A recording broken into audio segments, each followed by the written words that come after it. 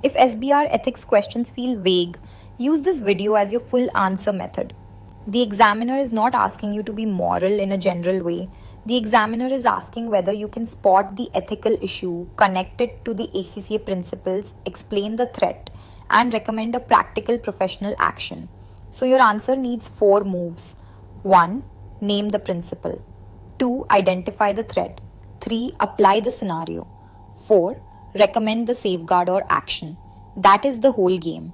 Principle, threat, scenario, action. The biggest mistake students make is writing generic ethics theory. They write, integrity means being honest. Objectivity means avoiding bias. Confidentiality means not sharing information. Those definitions are useful, but they are not enough. SBR is not rewarding memory alone. It rewards professional judgment. That means you must explain why the fact in the scenario creates a problem, why that problem threatens the principle, and what a professional accountant should do next. Think of every ethics point as a mini diagnosis. The scenario gives you symptoms. Your answer names the ethical illness. Then you prescribe the treatment. If you only name the illness, the answer feels incomplete. If you only give treatment without diagnosis, it feels unsupported. You need both. Start with the 5 fundamental principles. Integrity means being straightforward, honest, and not associated with misleading information. Objectivity means professional judgment must not be overridden by bias, conflict of interest, or pressure. Professional competence and due care means having the knowledge, skill, diligence, and technical care needed for the work. Confidentiality means information obtained through professional relationships must not be disclosed or misused without proper authority. Professional behavior means complying with laws and regulations and avoiding conduct that discredits the profession. In the exam, do not list all 5 unless the question asks for them. Pick the principle that is actually under pressure, then explain the link. For example, the finance director is asking the accountant to hide a disclosure. That threatens integrity because the financial statements would become misleading. It may also threaten objectivity because the accountant is being pressured to override professional judgment. Notice the difference. The mark is not in the word integrity.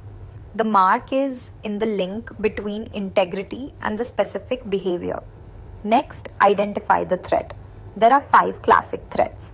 Self-interest is when money, career, bonus, promotion, fees, or personal benefit may influence judgment. Self-review is when someone has to evaluate their own previous work or decision. Advocacy is when the accountant promotes a position so strongly that objectivity is weakened. Familiarity is when a close or long relationship makes the accountant too sympathetic or too trusting.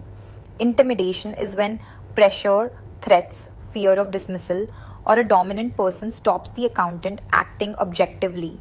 Here is the shortcut. Ask, what is pulling the accountant away from doing the right thing? If it is money or career, self-interest. If it is checking your own work, self-review. If it is selling the client or company position too hard, advocacy. If it is closeness, familiarity. If it is pressure, intimidation. Most SBR ethics answers become much clearer once you name this force. Now build the answer. Use 4 short paragraphs for each ethical issue. First, principle. State the principle at risk and keep it precise. Second, threat. Name the threat and explain what creates it. Third, scenario impact. Use the facts. Do not copy the scenario. Explain why the fact matters. Fourth, action. Recommend what the accountant should do. This structure stops rambling. It also makes the answer easy for the marker to reward. A strong paragraph sounds like this. There is a threat to integrity because management is asking for revenue to be recognized before the performance obligation has been satisfied. This could make the financial statements misleading. The pressure from the finance director also creates an intimidation threat because the accountant may feel unable to challenge the proposed treatment. The accountant should document the concern, discuss the correct IFRS treatment with management, and escalate to the audit committee or those charged with governance. if the issue is not corrected. That paragraph has everything: principle, threat, scenario, and action. Safeguards are not magic words, they must fit the threat. If there is uncertainty, get advice.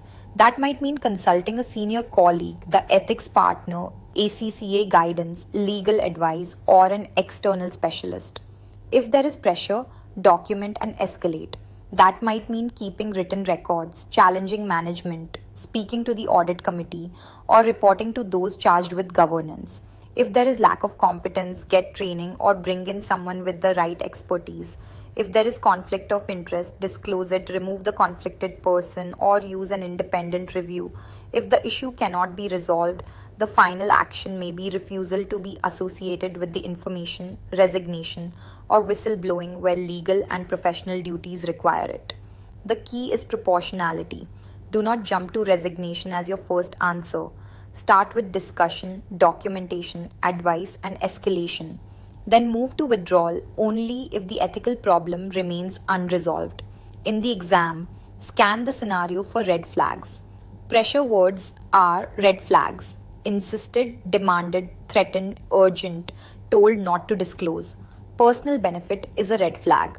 Bonus, promotion, fee, share option, job security. Relationship words are red flags: close friend, family member, long association, former employer.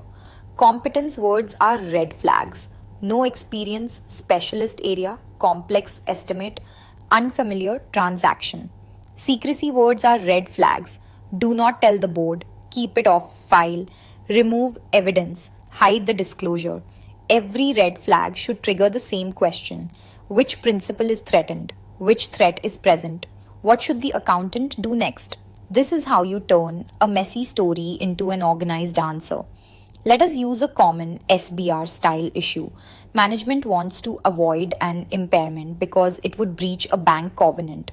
Start with the principle.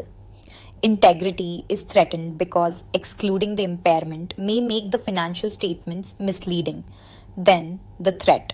There is a self-interest threat because management wants to avoid the covenant breach and protect financing.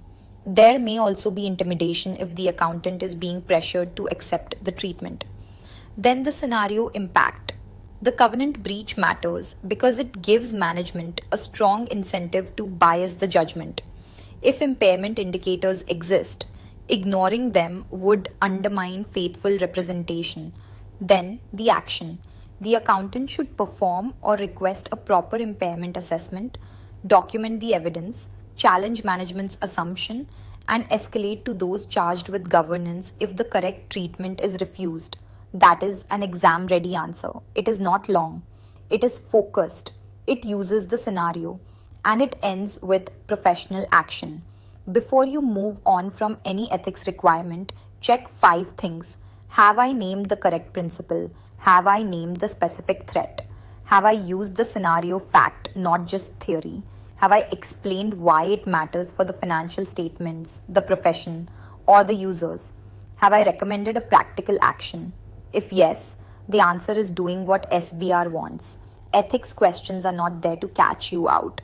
They are there to test whether you can behave like a professional accountant under pressure.